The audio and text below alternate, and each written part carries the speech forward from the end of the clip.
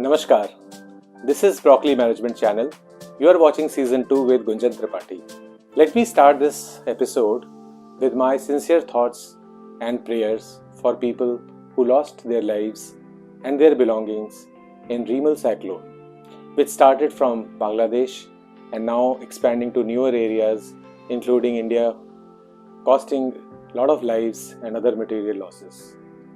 We are not yet out of woods while I shoot this video, but this does make me think that sustainability related risks are not really future risks.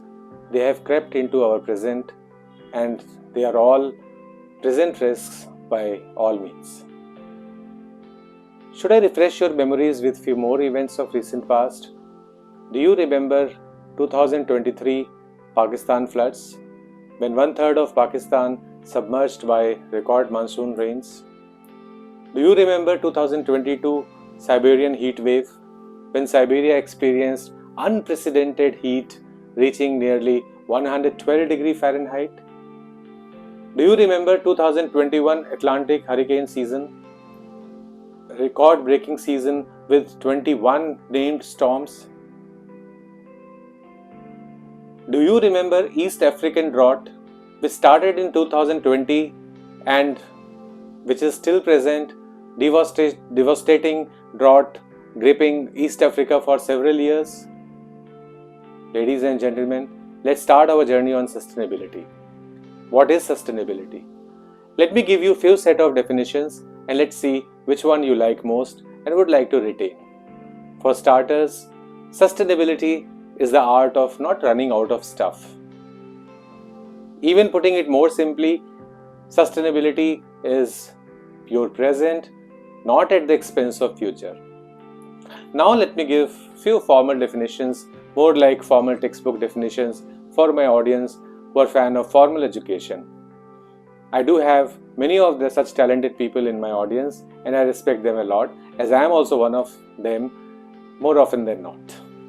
As such, there isn't one single universally agreed upon formal definition of sustainability. The concept is broad and can be applied to many fields. However, one of the most frequently cited definitions comes from the 1987 Brundtland Report by the World Commission on Environment and Development.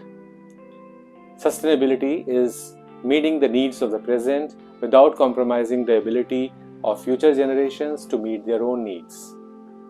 This definition emphasizes that sustainability is about finding a balance between meeting the needs of people today and protecting the ability of future generations meet their needs as well. Here are some aspects.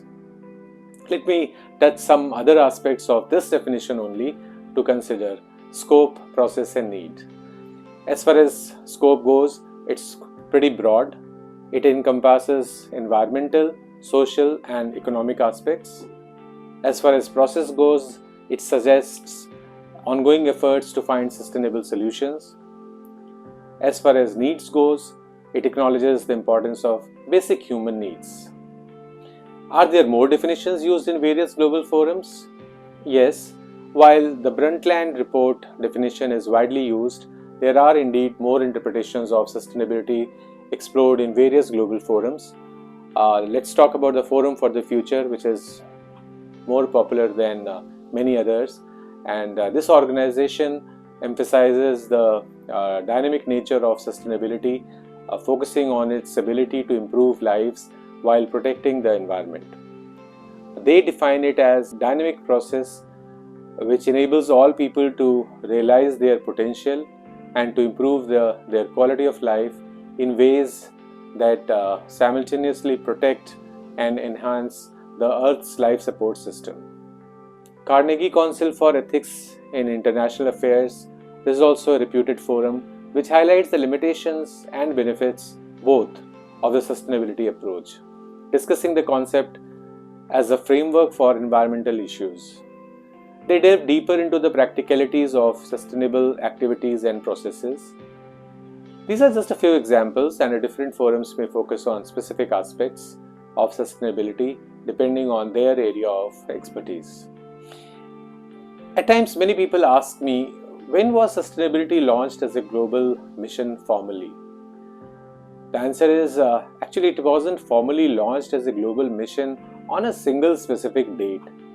Interestingly, the concept has evolved over time through various discussions and international agreements. Let me talk about some of the key milestones that mark the growing importance of sustainability on a global scale.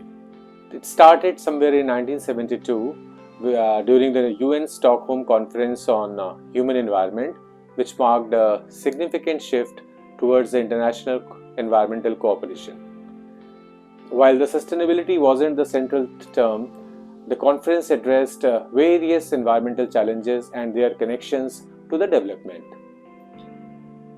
Then, 1987, the Brundtland Report, the most talked about report as far as the sustainability topic goes, formally titled as Our Common Future, introduced the widely used definition of sustainable development, bringing the concept to the forefront of global discussions.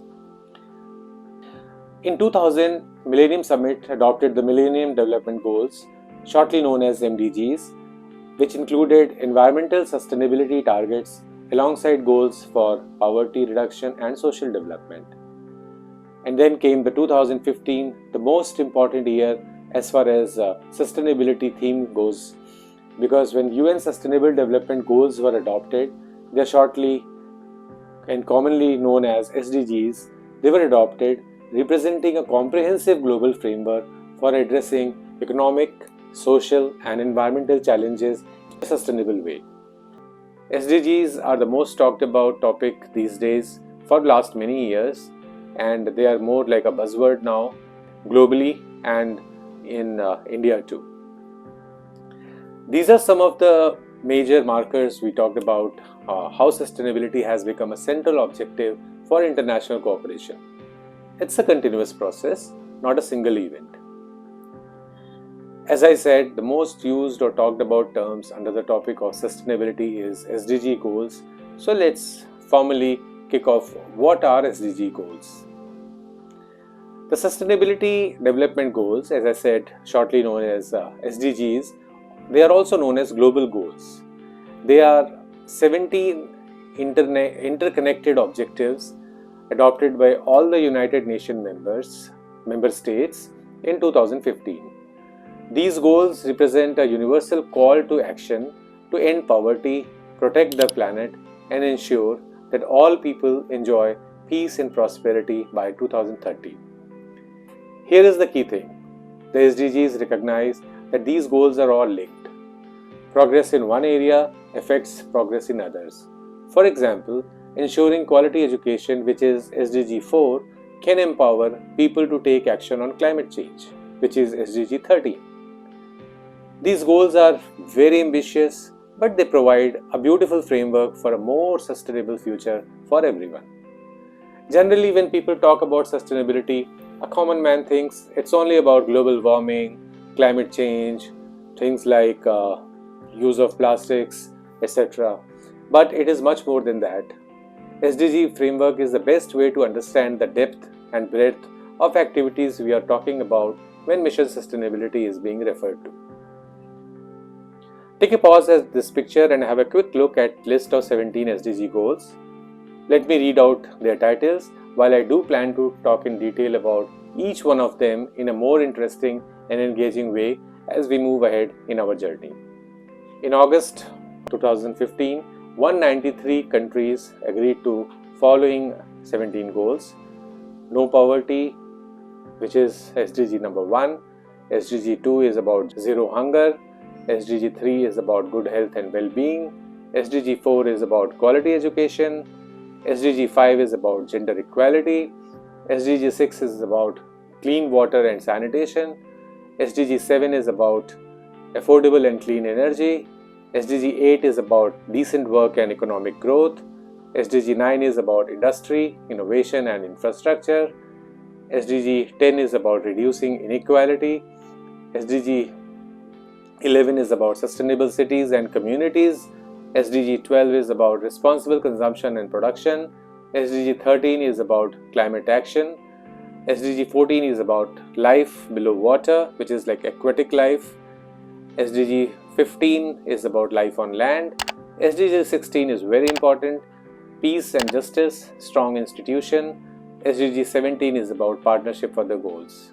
That's all for now. We will start touching other topics from next episode. Thank you so much.